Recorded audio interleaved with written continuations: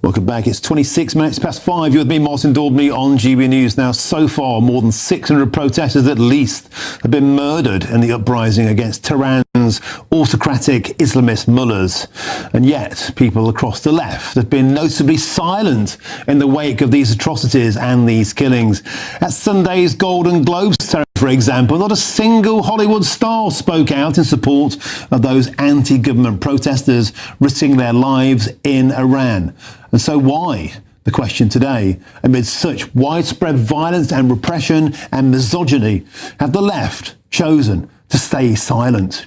Well, I'm joined in the studio by the journalist and the commentator and the former Muslim, Khadija Khan. Welcome to the studio. It's a pleasure to have your company. You've written an excellent column today in the Mail where you are calling out what you call the abject cowardice of the political left on this position in Iran. Tell us why you feel so angry about it. It's been 46 years. This struggle is going on in Iran. It's not a matter that's been up, in a couple of days. It's 46 years, and the silence is deafening on the left, on the part of the left. The images coming out of Iran, when I see those images, it's heartbreaking, but it's also heartening to see those people being so resilient, so being so defiant in the face of cruel Islamic regime. I would say that the silence we observed in the ceremony of Golden Globe, it was staggering. There were laughters echoing throughout the ceremony, and they sounded to me as screams entrenched in sorrows, pain, and misery. And I'm so hopeless, really, in these feminists and in these activists who have been so vocal on male gaze, on microaggressions. I'm not saying these issues are not important. However, it's a revolution that is unfolding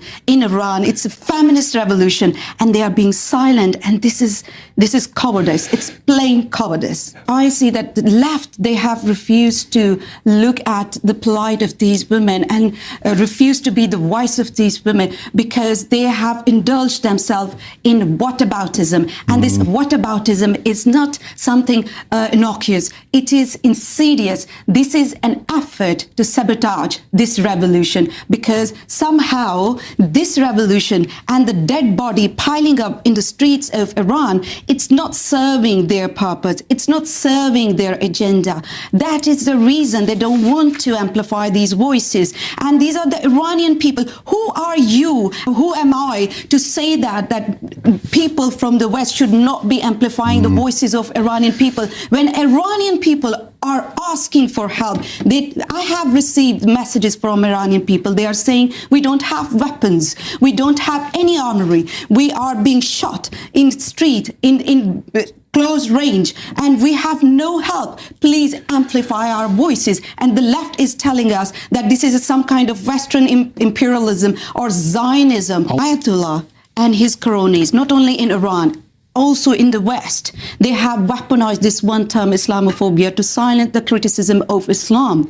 Anything which is associated with and related to Islam should not be criticized. And they use this one terminology to silence all the voices, all the dissenting voices, not only in Muslim majority countries, here in the West as well. And we have seen in the case of grooming gang scandal, when people they were accused of Islamophobia for merely highlighting the fact that there are problems in a certain section of a community that needs to be dealt with, and they were being accused of Islamophobia. I have been accused of Islamophobia myself.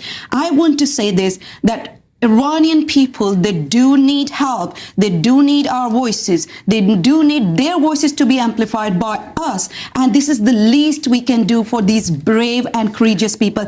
And I applaud this recent statement from President Trump. He said that he has canceled all the meetings with Iranian politicians to pressurize them to stop killing their own people, to stop this state-sponsored terrorism, which is prevalent at the moment in Iran. Donald Trump has said very recently on Truth Social, Iranian patriots, keep protesting, take over your institutions, help is on the way, MIGA, make Iran great again. Khadija Khan, thank you so much for coming in today. Inspirational stuff, great column. Please don't be a stranger in the studio. Thank you. Lovely to have your company. Thank you very much indeed.